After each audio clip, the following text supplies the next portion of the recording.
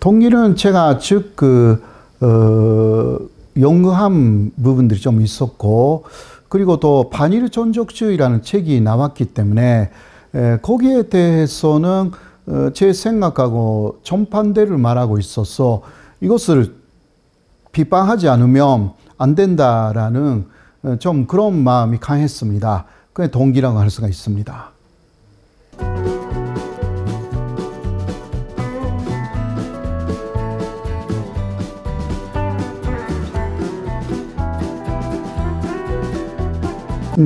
신진일파라는 말은 사실 제가 만들었습니다. 그 책에 붙여가지고요. 여러 곳에서 이야기하고, 그러나 도착외구라는 말은 이게 한국에서 옛날부터 김구 선생님이 쓰신 말이기 때문에 저는 오히려 제 말은 아니기 때문에 안 썼습니다. 저로서는 새로운 진일파라는 뜻으로 옛날에 45년까지의 진일파가 아니라 새롭게 만들어지고 있는 진일파라는 뜻으로 신진일파 이런 식으로 썼기 때문에요. 그 말을 저는 계속 쓸 것이고, 근데 이게 아주 잘못됐다고 할 수는 없고요. 그리고 진일파라고 해도 반역자가 아니면 되는 거예요. 예, 진일을 해도 사이좋게 지내는 거 좋은 것이니까. 그럼 문제는 그게 반역이 될 경우, 한국의 국익을 완전히 만지기 위해서 진일파가 된다. 그러면 안 되는 거죠. 그런 면에서 신진일파라는 말은 양쪽의 뜻을 갖고 있다. 그 정도로 생각해 주시면 될 것 같습니다.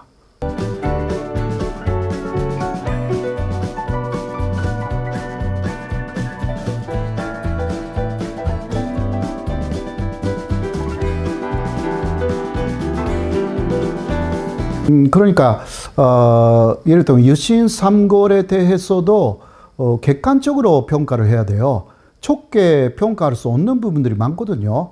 왜냐하면 유신삼골 중에 사이고 다카모리는 청한론을 주장했고 조선을 그때 치려고 했습니다.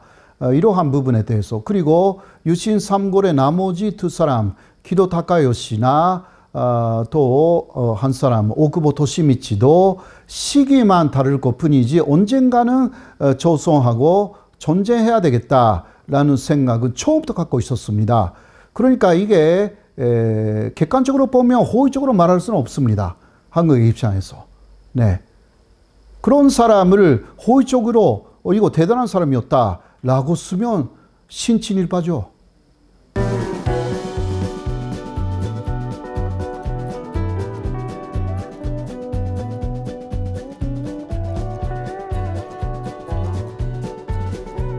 그거는 일본의 사무라이 문화에도 기반이 있고요.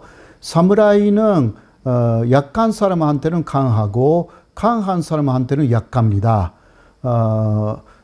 자신이 이길 수 있는 상대와 싸우는 것이 사무라이 문화의 특징입니다.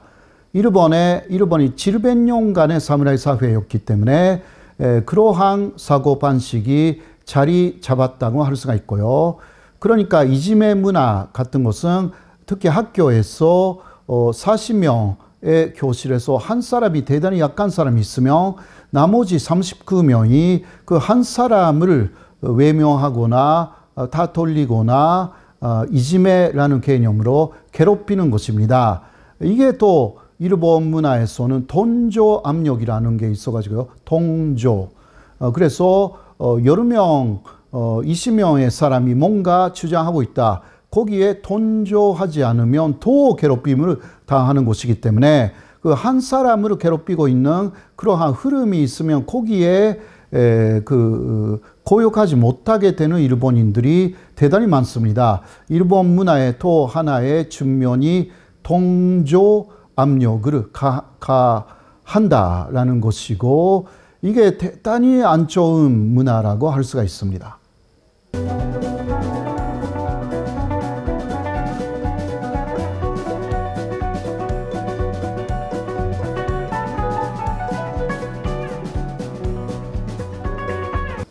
그 손비 촌신이나 사무라이 촌신 안에는 장단점이 다 있습니다. 진짜 손비를 진유라고 하지 않습니까? 가짜 손비는 소규라고 해가지고 자신의 명예나 그 자신의 출세만 생각하는 사람들을 그 소규라고 하죠. 한국 사람은 진짜 손비가 돼야 되는 것이고요. 진유가 돼야 되는 것이고, 일본도 사실 그러나 일본의 사무라이는 손예학을 받아들인 이후에 일본의 사무라이 하고요. 손예학을 받아들이기 이전의 사무라이 문화가 달라요. 손예학을 받아들인 이후에 사무라이 문화는 이것은 에도 시대 이후인데요. 1700년대 이후에 사무라이 문화는 받아들여도 되는 부분들이 꽤 있기는 합니다.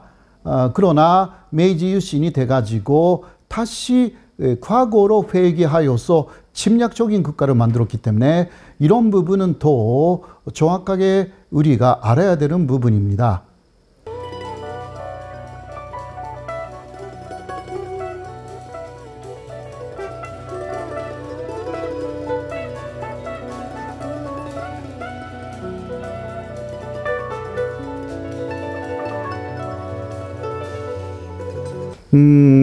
먼저 단일 민족이라는 말 자체가 잘못됐다라고 이야기할 수밖에 없습니다. 일본이 단일 민족이라고 일본을 말할 때 그거는 1900년대 초까지였습니다. 현재 일본은 자신들을 다민족화됐다, 그렇게 이야기를 하고 있고요. 그러나 아베 정권 이후는 다시 한번 단일 민족적인 사상이 일본에서 등장했습니다. 그렇게 하면 그 일본 안에 살고 있는 특히 그 다음 많은 민족은 한민족입니다. 한국 사람들이 굉장히 많이 살고 있기 때문에요. 50만 이상의 한국 사람, 또 일본 사람으로 귀화를 한 한국 사람, 한국계가 일본계 다음에 많은 것입니다. 그러한 단일 민족소를 주장하는 일본의 이유는 첫 번째, 일본 내에 한민족을 차별하기 위해서입니다. 이러한 움직임이 실제로 아베 정권이 들어선 이후에 7년, 8년 지속되어 왔습니다. 그건 사실이고요. 그 과정에서 일본 내에 제1 한국인들이 굉장히 살기 어렵게 됐습니다. 그 이야기는 많이 듣고 있습니다. 그래서 먼저 단일 민족이라는 사고 방식을 버려야 하는 것입니다. 한국도 자신의 민족이 단일 민족이다, 이 말을 쭉 주장한다면 다른 민족의 배타성이 나올 가능성이 있습니다. 그러나 한국과 일본을 비교할 때 그래도 한국에는 그 홍익 인간 사상이 있기 때문에 훨씬 외국 사람들에게도 배타적이지 않다. 그게 한국인의 특징이다 라고 할 수가 있습니다. 일본은 원래 섬나라이기도 하고요. 외국에 대해서 대단히 배타적인 그런 면이 있다라고 할 수가 있습니다. 또 이 부분 말하기 시작하면요, 이거 하나의 강의가 됩니다. 진짜. 네.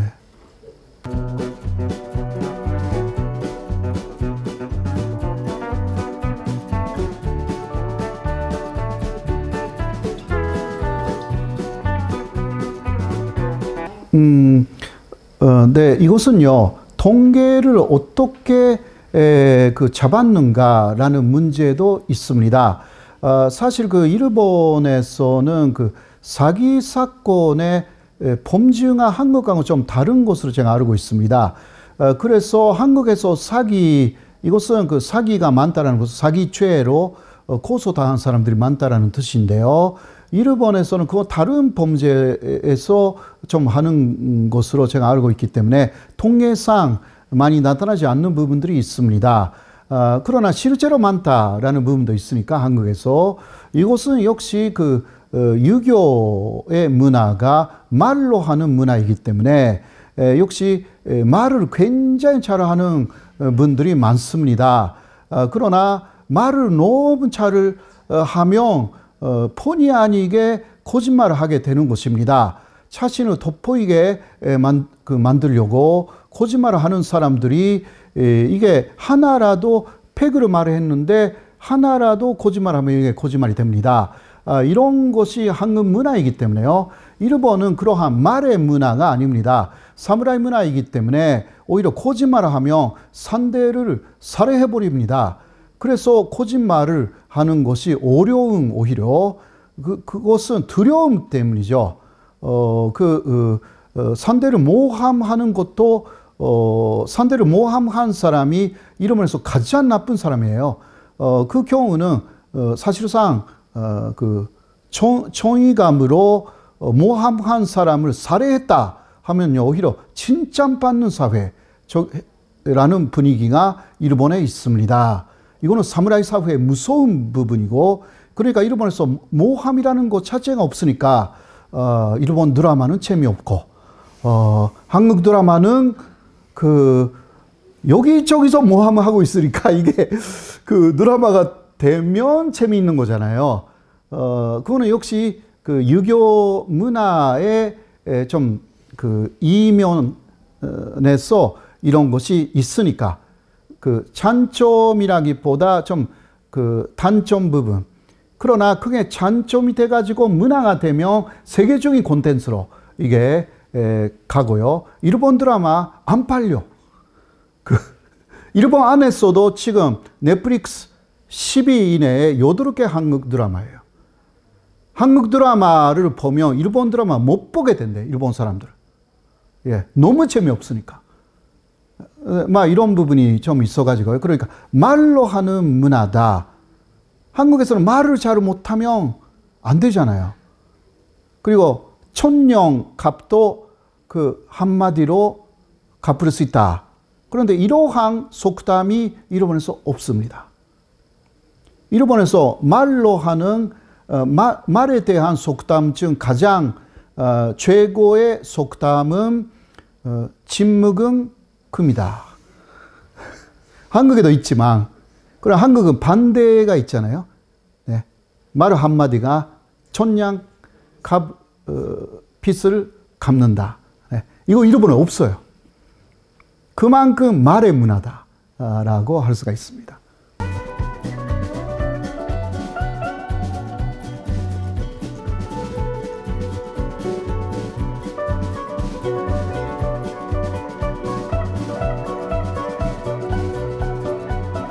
그러니까 역시 한국 안에서는 진영 논리가 상당히 강하기 때문에 양쪽 진영에서 반대를 쓰러뜨리기 위해서 거짓말도 동원한다라는 사례의 하나가 되지 않을까. 물론 황은병 파동을 만든 분들은 그거 지금도 거짓말이 아니라고 아마 믿고 있을 거예요.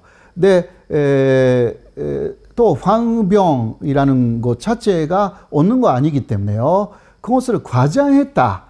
그리고 광병으로 보이는 다른 병이었는데 거기 소를 광병의 소라고 낸 것이 이게 문제가 된 것이기 때문에요.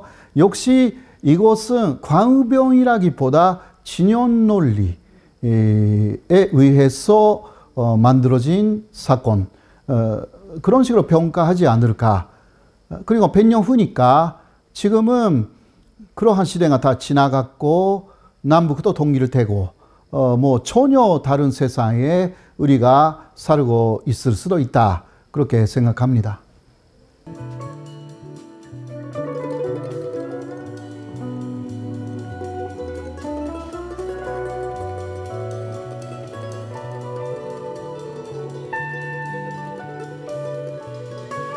그거는 굉장히 안 좋은 거죠. 그러니까 양쪽에서 그런 식으로 계속 한다면 분열이라는 거, 한국의 분단, 남남 분단이라는 것이 가속화될 수밖에 없고요. 그러니까 정치인이라고 하면 일단 나라 전체를 생각해서, 그리고 이게 진리냐 혹은 그 전치적인 곤작이냐 이런 것을 판단해서 발언을 해야 된다. 그러니까 진리에 입각해서 발언하려고 한산 노력하는 정치인은 결국은 국민들의 많은 지지를 얻게 될 것이라고 그렇게 생각합니다.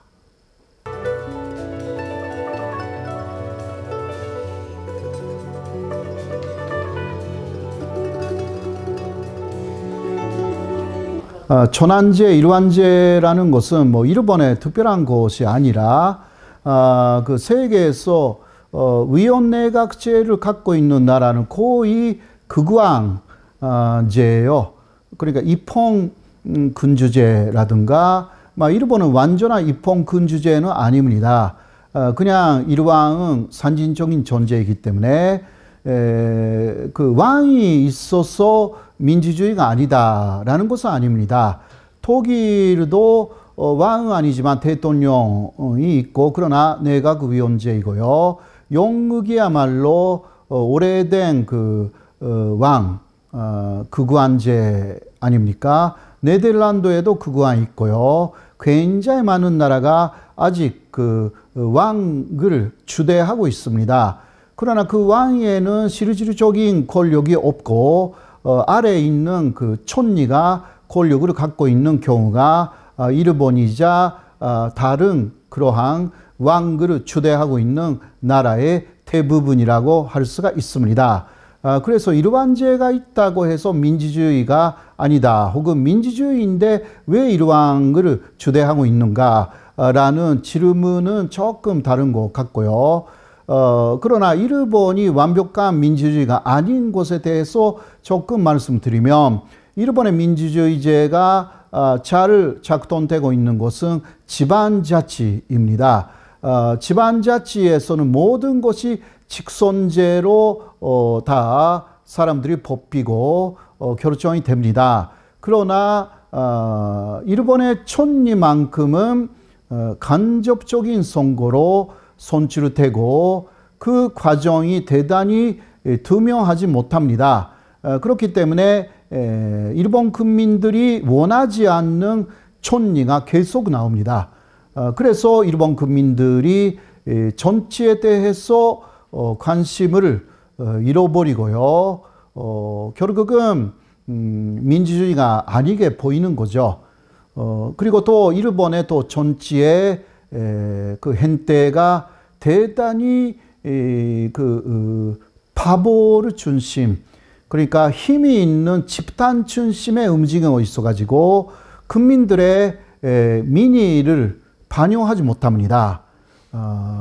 그건 중요한 정치예요. 그러나 지방에 가면 상당히 민주주의적입니다. 그렇게 말씀드릴 수 있습니다.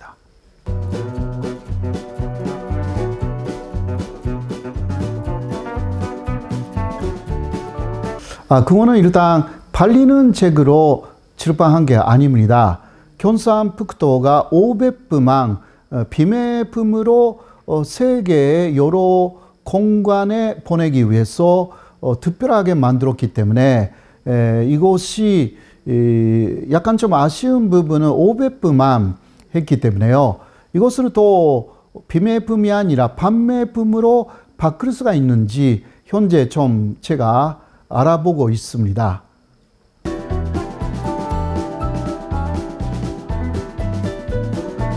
한국 도서 중에 상당히 많이 있는데요.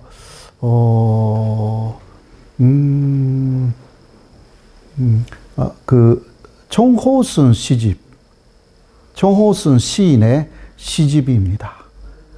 그리고 저는 시집을 좀 좋아하고요. 안도현 시인의 시집도 읽었고요. 뭐 옛날에 그 시인이명 김연란 시집이라든가 그런 것도 좀 읽었습니다. 네.